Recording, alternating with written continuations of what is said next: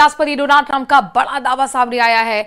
आज ईरान के साथ डील पर हो सकते हैं हस्ताक्षर, कह रहे हैं ट्रंप। समझौते के तुरंत बाद हॉर्मुज़ स्ट्रेट खुल जाएगा। ईरान को कोई पैसा नहीं देगा अमेरिका, ये भी कहा ट्रंप ने। ईरान का परमाणु कार्यक्रम खत्म करने का दावा भी किया।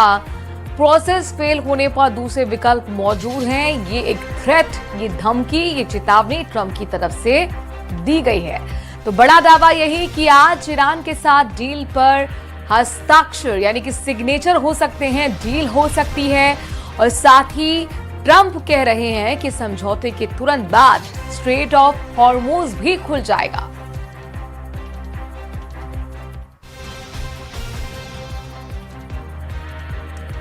उधर अमेरिका और ईरान के बीच संभावित शांति समझौते की खबरों को लेकर ईरान में विरोध शुरू हो गया है।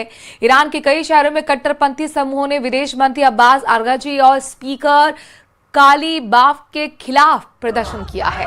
प्रदर्शनकारियों ने दोनों नेताओं पर अमेरिका के सामने झुकने के आरोप लगाते हुए इस्तीफे की मांग कर डाली। सड़कों पर उतरे लोगों ने समझौते के विरोध में जमकर नारेबाजी की।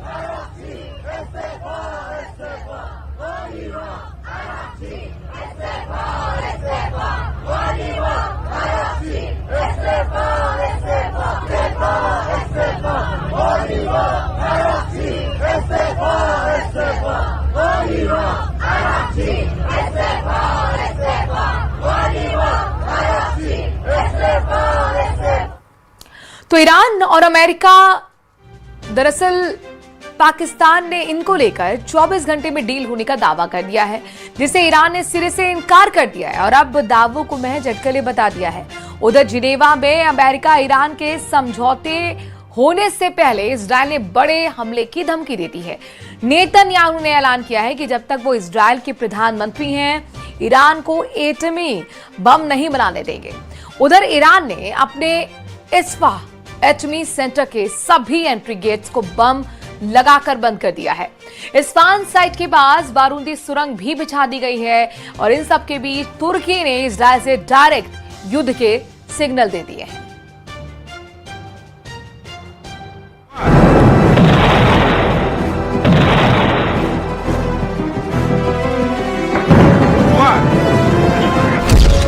ट्रंप को ईरान और इजराइल दोनों ने जबरदस्त टेंशन दे दी है। इजराइल ने तेहरान पर हमलों की धमकी दी है, तो ईरान ने यूरेनियम ग्रेड हथियारों को गुप्त अड्डों पर शिफ्ट कर दिया है। जिनेवा में ट्रंप ईरान से युद्ध समझौते को लेकर जितने खुश थे, उतने ही झटके लगने लगे हैं। इजराइल ने साफ कर दिया है कि ट्रंप की डील से उनके मकसद में कोई तब्दीली नहीं आने वाली। इजराइल ने ट्रंप के शांति के दावों के बावजूद लेबनान पर भीषण हमले जारी रखे हैं। नेतन्याहू ने ईरान को धमकी दी है कि जब तक वो इजराइल के पीएम हैं, ईरान को एटम बम नहीं बनाने देंगे, क्योंकि अगर वक्त रहते ईरान पर हमला नहीं होता तो वो एटम बम फोड़ने की तैयारी कर रहा था। नेतन्याहू की ये धमकी उनके ऑफिस के सोशल मीडिया पोस्ट पर आई। दूसरी तरफ ईरान ने भी इजराइल को धमकी दी है कि ट्रंप से चाहे जो भी डील हो, अपना यूरेनियम उन्हें नहीं सौंपने वाले। اساس این دارایی‌های ما هم آزاد خواهد شد و هیچ یک از دارایی ما نمیتونه مجدد مسدود بمانه. این که کاملا روشن است. برای بازسازی خساراتی که به ایران وارد شده یک طرح اقتصادی پیش بینی شده در این توافقنامه که عرض میکنم از اون مواردی هست که باید با جزئیاتش بیاد. CNN की रिपोर्ट के मुताबिक ईरान के एटम बम ग्रेड यूरेनियम तक पहुंचना अमेरिकी फौज के लिए अगर 1 महीने पहले मुश्किल था, तो अब ये नामुमकिन हो गया है, क्योंकि ईरान ने अपने इस्फान न्यूक्लियर प्लांट के दरवाजों पर बारूदी सुरंगें बिछा दी है और परमाणु बंकरों के रास्ते डायनामाइट से उड़ा दिए हैं। इसीलिए ईरान से यूरेनियम निकालने का मिशन अब बहुत खतरनाक और जोखिम भरा हो चुका है।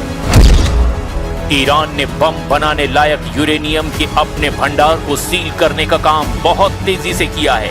रिवॉल्यूशनरी लड़ाके जानबूझकर उन सुरंगों को ढहा रहे हैं जहां यूरेनियम रखा हुआ है और एंट्री पॉइंट पर बारूदी सुरंगें बिछा रहे हैं।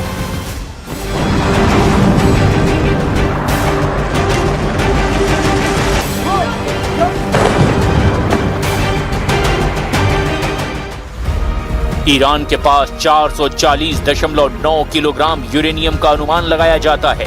इजराइल ने ट्रंप से कई बार ये अपील की है कि ये ईरान का यूरेनियम मिलिट्री एक्शन करके हासिल कर लेना चाहिए, लेकिन अब ईरान ने यूरेनियम साइट को ऐसी बारूदी बेसात बना दिया है जो वहां जाएगा सलामत नहीं लौट पाएगा।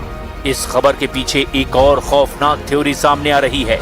अमेरिकी विशेषज्ञ अब शक जता रहे हैं कि ईरान ने ट्रंप की आंखों में धूल झोंकने के लिए ये ड्रामा रचा है। आशंका ये जताई जा रही है कि एस्फान एटमी सेंटर के मलबे के नीचे अब कुछ ही नहीं बचा है, क्योंकि हथियार ग्रेड यूरेनियम को रिवोल्यूशनरी फोर्स पहले ही गुप्त अड्डों पर शिफ्ट कर चुकी है। एस्फान में चल रहे सभी एक्शन सुपर पावर को गुमराह करने के लिए हो रहे हैं। ये टाइमिंग बहुत कुछ बयां करती है। एक तरफ ईरान अमेरिका के साथ समझौते की मेज पर है, जहां उसे अपना यूरेनियम ट्रंप को सौंपना होगा। वहीं दूसरी तरफ ईरान ने एस्फान के सारे गेट बंद कर दिए हैं ताकि ये कहा जा सके कि वो चाहकर भी यूरेनियम बाहर नहीं निकाल सकता, क्योंकि सभी रास्ते बंद हैं। मतलब ये कि ईरान एटम बमों को बचाने के सारे तरीके आजमा रहा है। तो वहीं इजराइल के लिए सबसे बड़ा थ्रेट बन करके अब तुर्की वॉर जोन में ललकारने लगा है।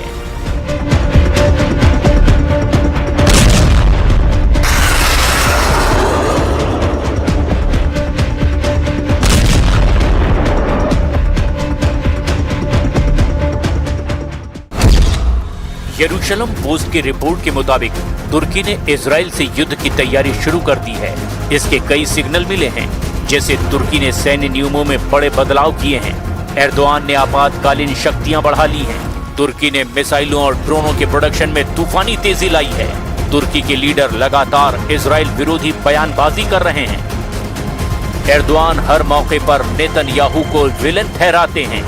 स्वयंभू खलीफा एर्दोआन को इजराइल से कई हिसाब चुकाने हैं, क्योंकि उन्हें डर है कि इजराइल आज नहीं तो कल उन्हें टारगेट पर जरूर ले सकता है। तुर्की और इजराइल की पुरानी दुश्मनी भी युद्ध की बड़ी वजह बन सकती है। इजराइल ने जब कतर पर हमला किया था तो सबसे ज्यादा अगर किसी देश ने नेतन्याहू को बुरा भला कहा तो वो तुर्की ही था। उधर लेबनान में हिजबुल्लाह ने इजरायल ड्रोन को मार गिराने का दावा किया है। हिजबुल्लाह की ओर से जारी वीडियो में एक ड्रोन को हवा में निशाना बनाकर तबाह करते हुए दिखाया गया। हिजबुल्लाह का दावा है कि इस कार्रवाई में ईरान निर्मित 358 लोइटरिंग एंटी एयर मिसाइल का इस्तेमाल किया गया है।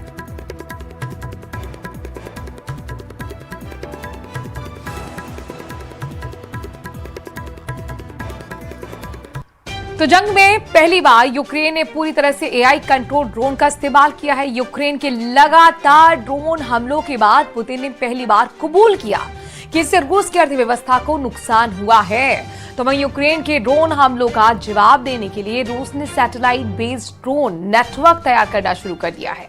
यूक्रेन का दावा है कि इस जंग में अब तक रूस के 13 लाख से ज्यादा सैनिक गंवा दिए गए हैं।